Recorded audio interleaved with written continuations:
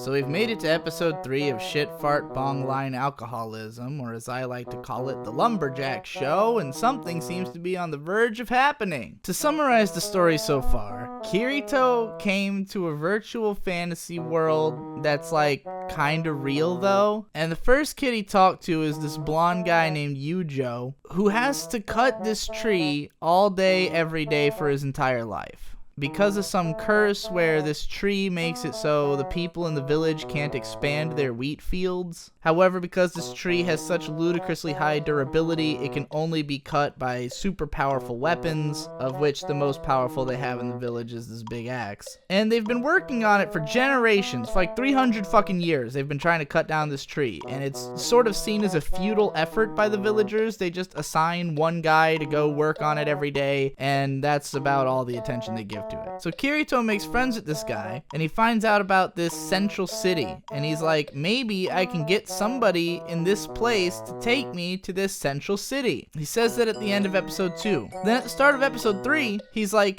I need Yujo to take me to the central city. Now, he hasn't attempted to get anybody else to take him. There's a ton of people in this village. We see him talking to him, introducing himself. He's staying at this church. But apparently he needs Yujo specifically to take him to the central city. So he's like, in order for me to do that, I gotta free him from his calling. You see, in this world, if you have a calling, it's like a cutie mark thing, except it's like a law. You gotta do it. So he's like, I gotta help Yujo cut down this fucking tree so that he can take me to the central city. Meanwhile, at the time he's making this determination, there is no evidence whatsoever that there is any way of cutting this tree any faster. Yujo has assured him, this will take generations. I will barely make progress in my lifetime. This is just my shitty lot in life. And for no fucking reason, Kirito's like, this is my guy. The guy who is the least capable of leaving this city, this is my guy. I gotta help him chop down the impossible tree.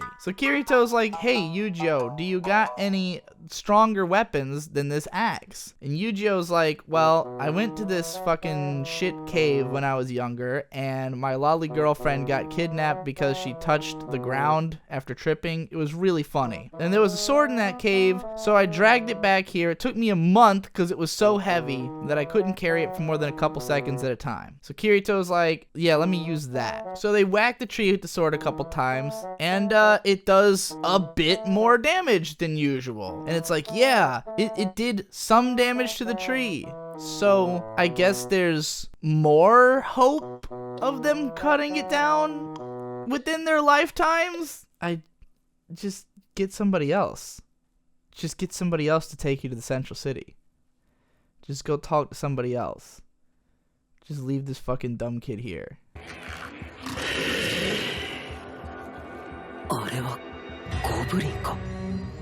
Oh, you guys are having a problem with goblins? Well, have I got the hero for you!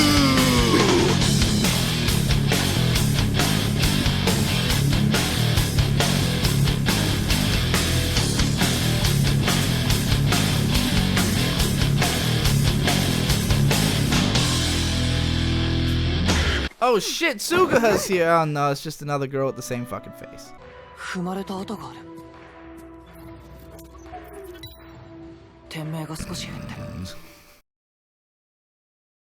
They told me I had a small dick, so I became my own dick. No, if you want it, I never will.